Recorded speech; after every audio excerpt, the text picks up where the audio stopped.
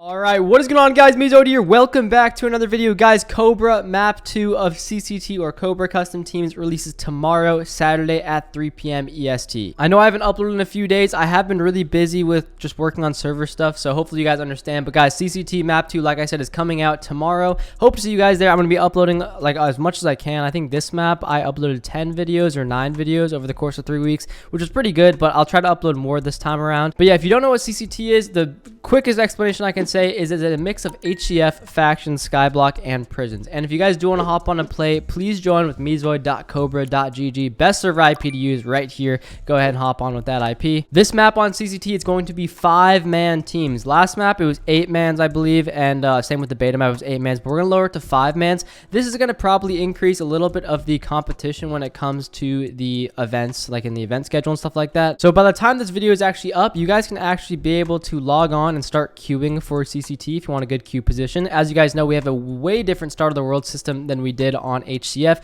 If you type /phase, you'll be able to read all the information about each phase of start of the world. These are actually kind of map phases now because there's more than just start of the world phases. We've got the end phase, which is the next day. We've got the raidable phase, which is a week after start of the world. Then we got the leaderboard phase and end of the map phase, which is at the end of the map. But yeah, for those that are playing CCT right now, at the end of this video, I'll be going over like the changes for map 2 specifically. But for right now, I'm going to explain CCT at a ground level basically. So Cobra Custom Teams, obviously it's a team-based game mode. It is right now, this map is going to be a squads-based, 5-man teams with a lot of PvP as like the center focus. We also got factions when it comes to custom PvP, like custom enchants, masks, pets, and stuff like that. And then Skyblock and Prisons kind of gets in there with the cavern for the prisons aspect, as well as the Skyblock for the PvE side of stuff, as well as the money and the economy and all that. At its base level though, guys, it's pretty much HCF, just so much better in my opinion. So we'll start off like that. If you guys just think of it like HCF, when you log on, it'll be start of the world or start of the map as we call it, with the phases like I just went over earlier.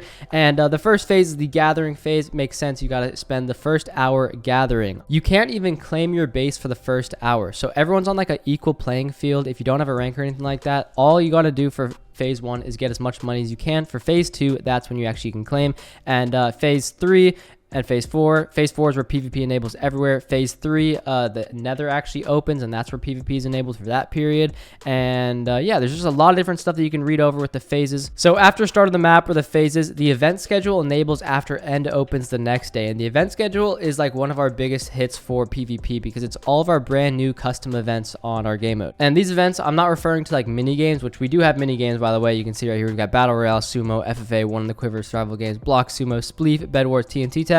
But I'm actually talking about like actual PvP events. We've got King of the Hill or Koth, Secure the Payload, Hell Cage, Hardpoint, Capture the Flag, Control the Zone, and Oddball. These are all like unique events that you can compete in with your faction, stuff like that, to get different loot bags, like champion loot bags, which are kind of like similar to the Koth key of HCF.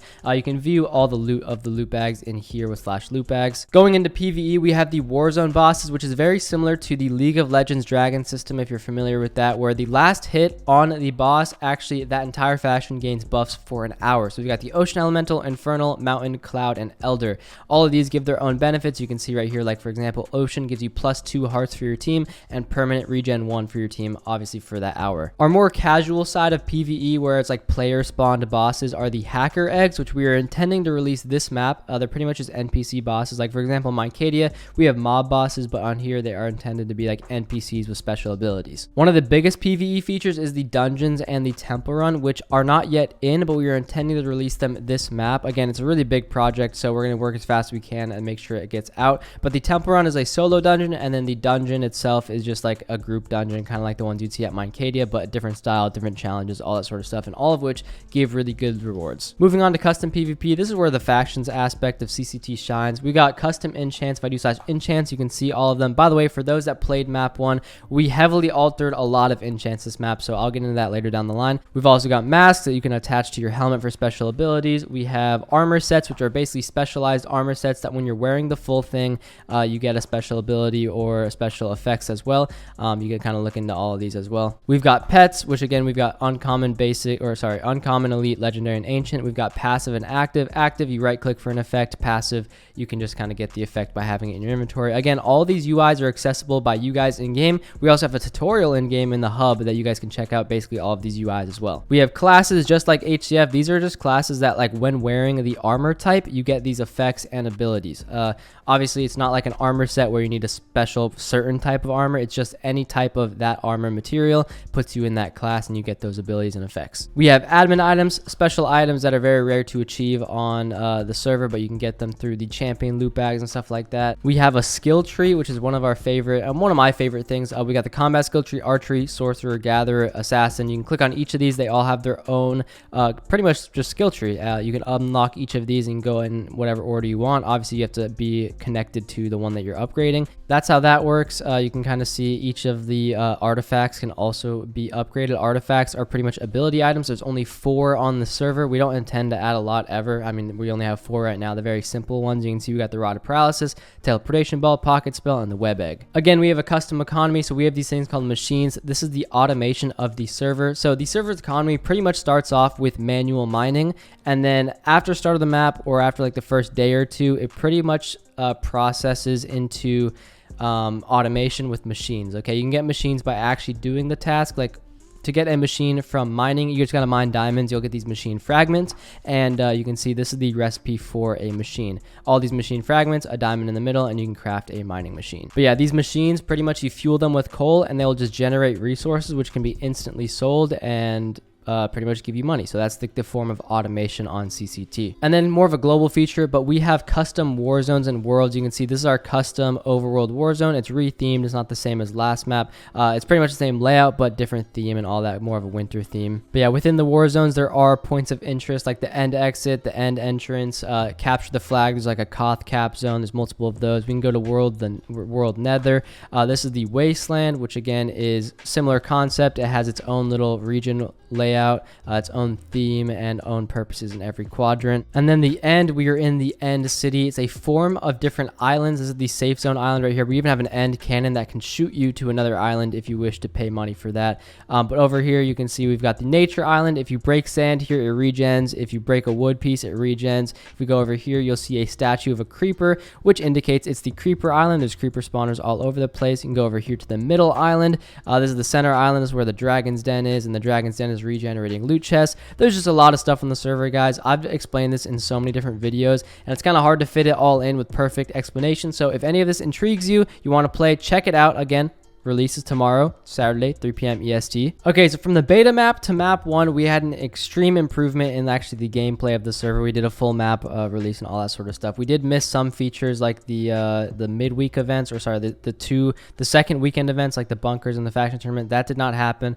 But in terms of bugs and stuff like that, we pretty much patched every single bug as we found it on map 1, and for map 2 we're going into map 2 with pretty much every bug that we know of patched to our knowledge. So that's something that's significant. But again, something that was significant is we had 2 sides of different perspectives with damage on Cobra. We had one side of players were saying that it was too much and people were getting like one tapped in god sets, which I did see happen, and then the other side is that like people weren't taking any damage at all. So we found the causes for both of them. The people getting one tapped was actually caused by one of our skill trees. You can see right here there is one of them that gives you a chance to give an effect with a higher level than normal.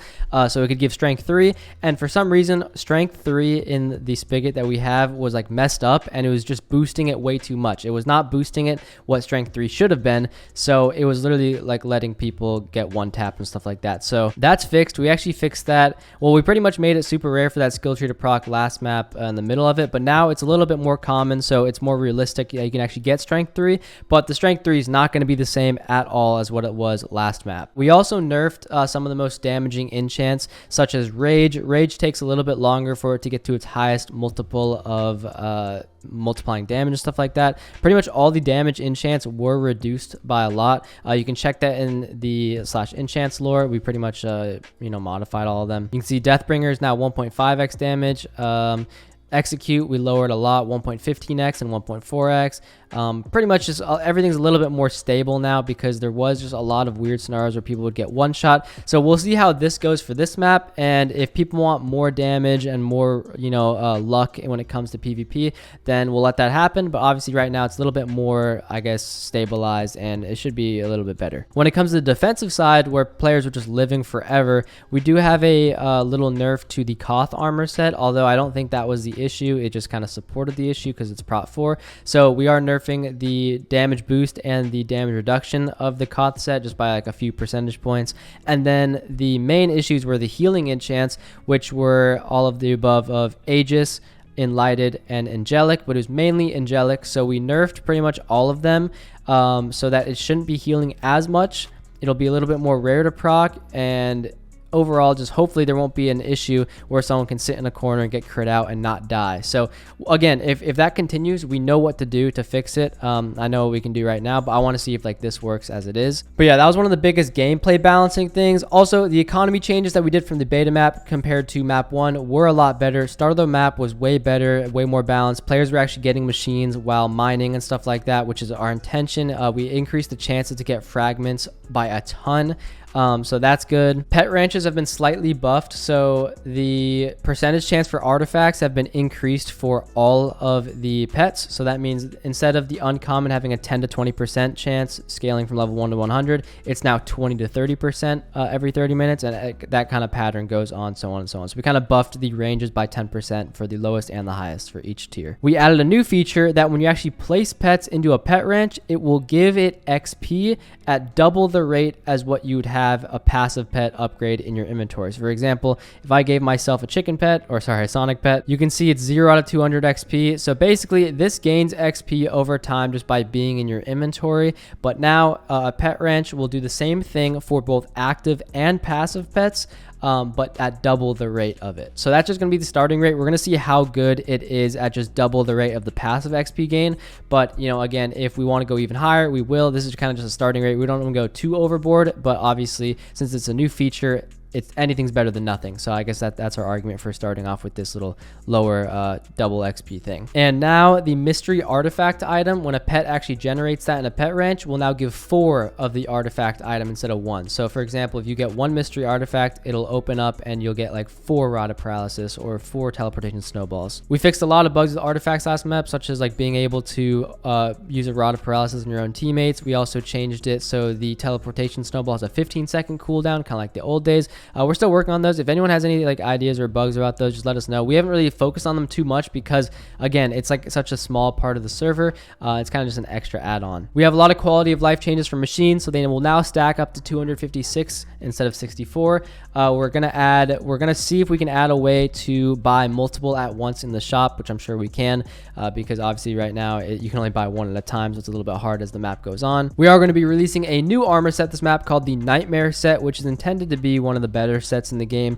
It might be comparable to the champion set. We'll have to see kind of how it goes with playstyle. So that'll get released probably a little bit into the map, not right away, but information on that will be viewable in /armor sets. I don't want to reveal all of it right now. We are adding a journal, or as you guys may know them on Mindcadia as the Chronicles, or even on Viper as like the Battle Pass, onto Cobra for this map. So you guys can purchase the journal or use the free version to access 30 challenges that you can do, all of which will give rewards at certain milestones. Again, there's a free version as well as a premium version, so it's a pretty cool feature. You guys can check it out by typing /journal, and you can view all the challenges there. The quest phase has been like completely redone. Every quest, there's actually double quests now. There's like I think 18 quests, as well as the fact that each one has its own unique reward now. So you guys can check that out during the quest phase. Again, that's only during start of the map though, so you got to be on. It's kind of like a mini journal or chronicle, as you may call it, during this time, and you know, some of them do give some really good rewards. We are working on implementing the faction permission system from Mindcadia over to Cobra, but obviously reworked. So faction perms is like a way better system at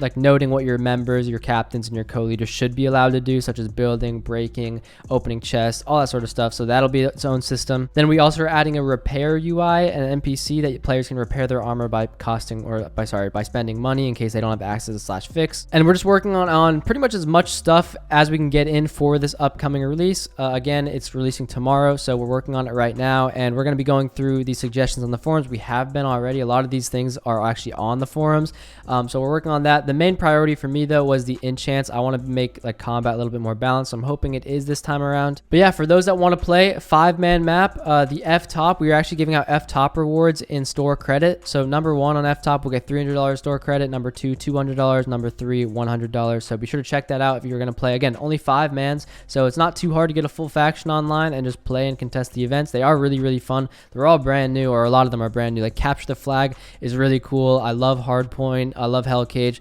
I love Oddball and Secure the Payload. They're all just super cool. But yeah, again, we're still working on innovating. We're not done innovating the game mode. Again, we are just still working off of our base brainstorm of the game mode, getting everything in that we planned for, tweaking it as we have players play with it, because again, there's just a lot of things that pop up over time, but we're doing it as best we can. And again, as soon as we perfect the foundation, which we're currently getting close to, then we'll keep adding more and more content and keep switching things up and keep making it fun for you guys. So again, if you want to hop and play, hope to see you guys there. That's going to be all for today's video. Be sure to use meezoid.cobra.gg and /redeem MeeZoid on Start of the World if you're online. I'll see you guys later. Peace.